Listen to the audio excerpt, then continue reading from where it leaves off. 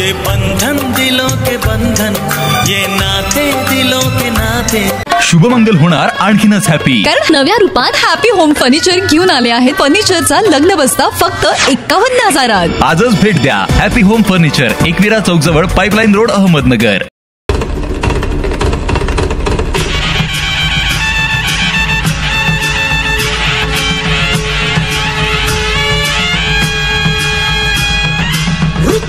शिव शंभू भूपती महादेव तू दिव्य जती, शरण तुला जो जाणील भक्ती, कर विनाशासुरी शक्ती. परम शिष्य विचल गुरु भक्ती, किमयादार तू धर्मपती. प्रगट दिव्य रूप भस्म विभूती, सिद्धेश्वर शिव गोरख जती.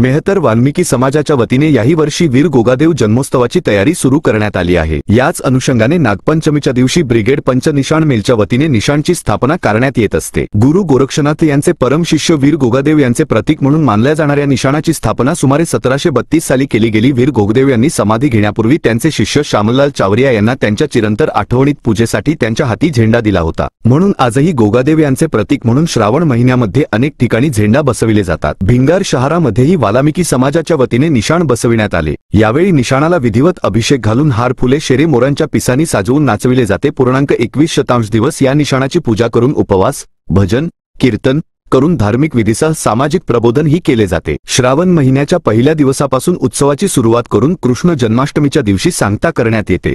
नमस्कार मित्रांनो, तुम्हाला हा सूचित करताना मला अत्यंत आनंद होत आहे की यावर्षी परत गोगादेव यांचं आगमन झालेलं आहे. दरवर्षीप्रमाणे आणि अनेक वर्षाप्रमाणे आम्ही एक गोगादेवाचा सण साजरा करीत असतो. नागपंचमीच्या दिवशी गोगादेव यांची काठी बसत असते आणि सर्वप्रथम आम्ही वरुण देवता यांची पूजा करायला जातो. त्याच्यानंतर गोगादेव जो गुरु गोरक्षनाथ यांचे शिष्य होते, यांच्याकडून दीक्षा घेतलेली नाथपंथी होते. परंतु गोगादेव हे क्षत्रिय पण होते, राजपूत क्षत्रिय होते.